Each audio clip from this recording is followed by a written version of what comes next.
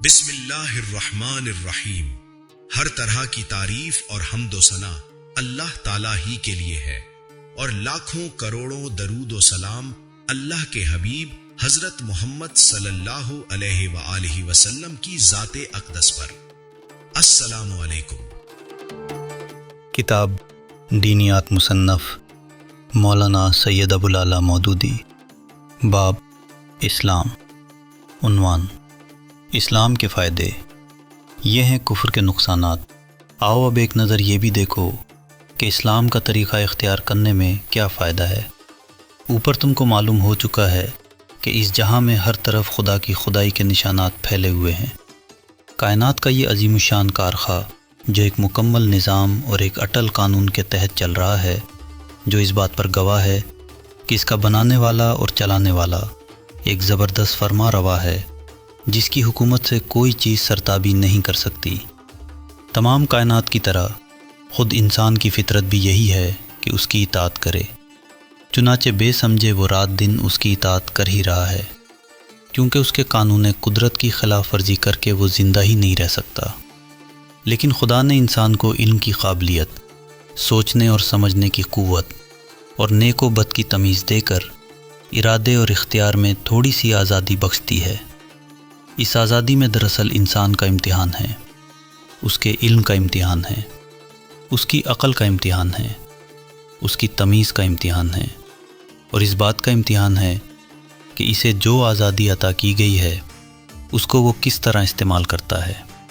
اور اس امتحان نے کوئی ایک طریقہ اختیار کرنے پر مجبور نہیں کیا گیا ہے، کیونکہ مجبور کرنے سے امتحان کا مقصد ہے فوت ہو جاتا ہے۔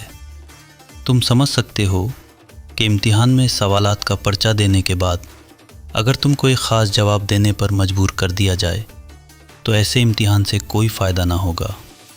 تمہاری اصل قابلیت تو اسی وقت کھلے گی جب تم کو ہر قسم کا جواب دینے کا اختیار حاصل ہو۔ اگر تم نے صحیح جواب دیا تو کامیاب ہوگے اور آئندہ ترقیوں کا دروازہ تمہارے لیے کھل جائے گا، اور اگر غلط جواب دیا تو ناکام ہوگے اور اپنی ناقابلیت سے خود ہی ترقی کا رستہ روک لوگے۔ بالکل اسی طرح اللہ تعالیٰ نے بھی اپنے امتحان میں انسان کو آزاد رکھا ہے کہ جو طریقہ چاہے اختیار کرے۔ اب ایک شخص تو وہ ہے جو خود اپنی اور کائنات کی فطرت کو نہیں سمجھتا، اپنے خالق کی ذات و صفات کو پہچاننے میں غلطی کرتا ہے، اور اختیار کی جو آزادی اسے دی گئی ہے اس سے فائدہ اٹھا کر نافرمانی اور سرکشی کا طریقہ اختیار کرتا ہے۔ یہ شخص علم اور عقل اور تمیز اور فرض شناسی کے امتحان میں ناکام ہو گیا۔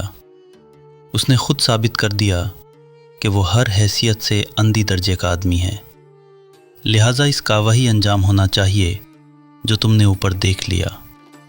اس کے مقابلے میں ایک دوسرا شخص جو اس امتحان میں کامیاب ہو گیا، اس نے علم اور عقل سے صحیح کام لے کر خدا کو جانا اور مانا، حالانکہ وہ ایسا کرنے پر مجبور نہیں کیا گیا تھا۔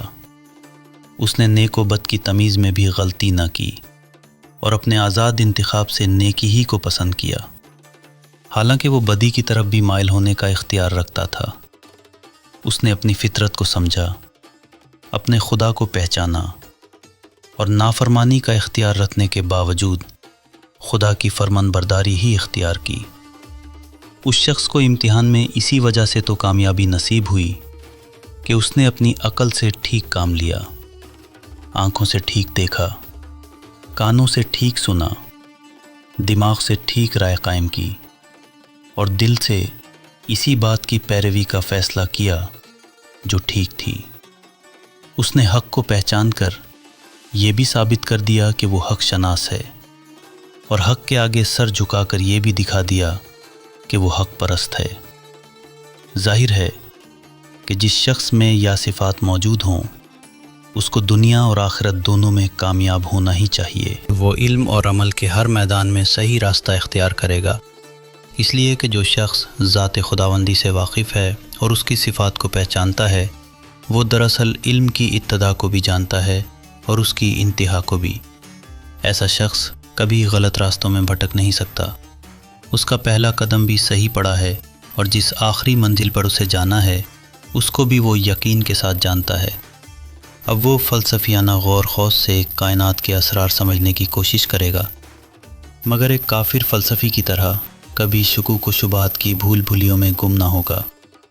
وہ سائنس کے ذریعہ سے قدرت یا قوانین کو معلوم کرنے کی کوشش کرے گا، کائنات کے چھپے ہوئے خزانوں کو نکالے گا۔ خدا نے جو قوتیں دنیا میں اور خود انسانوں کے وجود میں پیدا کی ہیں، ان سب کو ڈھونڈ ڈھونڈ کر معلوم کرے گا، مگر خدا شناسی ہر موقع پر اس کے سائنس کے غلط استعمال سے روکے گی۔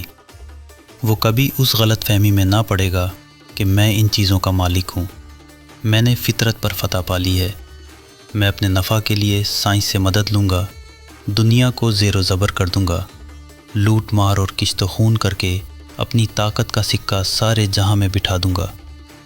یہ ایک کافر سائنٹسٹ کا کام ہے۔ مسلم سائنٹسٹ جتنا زیادہ سائنس پر عبور حاصل کرے گا، اتنا ہی زیادہ خدا پر اس کا یقین بڑھے گا، اور اتنا ہی زیادہ وہ خدا کا شکر گزار بندہ بنے گا۔ اس کا عقیدہ یہ ہوگا کہ میرے مالک نے میری قوت اور علم میں جو اضافہ کیا ہے، اس سے میں اپنی اور تمام انسانوں کی بھلائی کے لیے کوشش کروں گا، اور یہی اس کا صحیح شکریہ ہے۔ اس طرح تاریخ، معاشیات، سیاسیات، قانون اور دوسرے علوم و فنون میں بھی ایک مسلم اپنی تحقیق اور جد و جہد کے لحاظ سے ایک کافر کے مقابلہ میں کم نہ رہے گا، مگر دونوں کی نظر میں بڑا فرق ہوگا۔ مسلم ہر علم کا مطالعہ صحیح نظر سے کرے گا اور صحیح نتیجہ پر پہنچے گا۔ تاریخ میں وہ انسان کے گزشتہ تجربوں سے ٹھیک ٹھیک سبق لے گا، قوموں کی ترقی اور تنزل کے اسباب معلوم کرے گا، ان کی تہذیب و تمدن کی مفید چیزیں دریافت کرے گا جن کی بدولت پچھلی قومیں تباہ ہو گئیں۔ معاشیات میں دولت کمانے اور خرچ کرنے کے ایسے طریقے معلوم کرے گا جن سے تمام انسانوں کا بھلا ہو، نہ ایک کا فائدہ اور بہتوں کا نقصان ہو۔ سیاسیات میں اس کی تمام توجہ اس طرف مبذول ہوگی کہ دنیا میں امن، عدل اور انصاف اور نیکی و شرافت کی حکومت ہو۔ کوئی شخص یا کوئی جماعت خدا کے بندوں کو اپنا بندہ نہ بنائے۔ حکومت اور اس کی تمام طاقتوں کو خدا کی امانت سمجھا جائے اور بندگان خدا کی بہتمتری کے لیے استعمال کیا جائے۔ قانون میں وہ اس نظر سے غور کرے گا کہ عدل و انصاف کے ساتھ لوگوں کے حقوق مقرر کیے جائیں اور کسی صورت سے کسی پر ظلم نہ ہونے پائے۔ مسلم کے اخلاق میں خدا ترسی، حق شناسی اور راست بازی ہوگی۔ وہ دنیا میں یہ سمجھ کر رہے گا کہ سب چیزوں کا مالک خدا ہے۔ میرے پاس اور سب انسانوں کے پاس جو کچھ ہے، خدا ہی کا دیا ہوا ہے۔ میں کسی چیز کا حتیٰ کہ خود اپنے جسم اور جسمانی قوتوں کا بھی مالک نہیں ہوں۔ سب کچھ خدا کی امانت ہے، اور اس امانت میں تصرف کرنے کا جو اختیار مجھے دیا گیا ہے، اس کو خدا ہی کی مرضی کے مطابق استعمال کرنا چاہیے۔ ایک دن خدا مجھ سے اپنی یہ امانت واپس لے گا، اور اس وقت مجھ کو ایک ایک چیز کا حساب دینا ہوگا۔ یہ سمجھ کر جو شخص دنیا میں رہے، اس کے اخلاق کا اندازہ کرو۔ وہ اپنے دل کو برے خیالات سے پاک رکھے گا، وہ اپنے دماغ کو برائی کی فکر سے بچائے گا، وہ اپنی آنکھوں کو بری نگاہ سے روکے گا، وہ اپنے کانوں کو برائی سننے سے باز رکھے گا، وہ اپنی زبان کی حفاظت کرے گا تاکہ اس سے حق کے خلاف کوئی بات نہ نکلے، وہ اپنے پیٹ کو حرام رزق سے بھرنے کے بجائے بھوکا رہنا زیادہ پسند کرے گا، وہ اپنے ہاتھوں کو ظلم کے لیے کبھی نہ اٹھائے گا، وہ اپنے پاؤں کو برائی کے راستے پر کبھی نہ چلائے گا۔ اس سے بڑھ کر دنیا میں کوئی غنی اور دولت مند نہیں ہے، بھی نہ ہوگا، کیونکہ وہ عیش پرست نہیں، خواہشات نفس کا بندہ نہیں، حریص اور لالچی نہیں، اپنی جائز محنت سے جو کچھ کماتا ہے اسی پر قناعت کرتا ہے، اور ناجائز دولت کے ڈھیر بھی اگر اس کے سامنے لگا دے جائیں تو ان کو حقارت سے ٹھکرا دیتا ہے۔ یہ اطمینان کی دولت ہے جس سے بڑی دولت انسان کے لیے نہیں ہو سکتی۔ اس سے بڑھ کر دنیا میں کوئی محبوب اور ہر دل عزیز بھی نہ ہوگا، کیونکہ وہ ہر شخص کا حق ادا کرے گا اور کسی کا حق نہ مارے گا، ہر شخص سے نیکی کرے گا اور کسی کے ساتھ برائی نہ کرے گا، بلکہ ہر شخص کی بھلائی کے لیے کوشش کرے گا اور اس کے بدلے میں اپنے لیے کچھ نہ چاہے گا۔ لوگوں کے دل آپ سے آپ اس کی طرف کھینچیں گے اور ہر شخص دوست کی عزت اور محبت کرنے پر مجبور ہوگا۔ اس سے بڑھ کر دنیا میں کسی کا اعتبار نہ ہوگا، کیونکہ وہ امانت میں خیانت نہ کرے گا، صداقت سے منہ نہ موڑے گا، وعدہ کا سچا اور معاملہ کا کھرا ہوگا، اور ہر کام میں یہ سمجھ کر ایمانداری برتے گا کہ کوئی دیکھنے والا ہو یا نہ ہو، مگر خدا تو سب کچھ دیکھ رہا ہے۔ ایسے شخص کی ساکھ کا کیا پوچھنا، کون ہے جو اس پر بھروسہ نہ کرے گا؟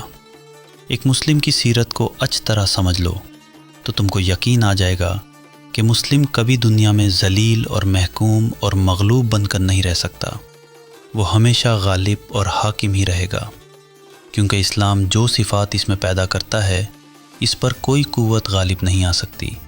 اس طرح دنیا میں عزت اور بزرگی کے ساتھ زندگی بسر کرنے کے بعد جب وہ اپنے خدا کے سامنے حاضر ہوگا تو اس پر خدا اپنی نعمتوں اور رحمتوں کی بارش کرے گا، کیونکہ جو امانت اس کے سپرد کی گئی تھی اس کا پورا حق اس نے ادا کر دیا، اور جس امتحان میں خدا نے اس کو ڈالا تھا اس میں وہ پورے نمبروں کے ساتھ کامیاب ہوا۔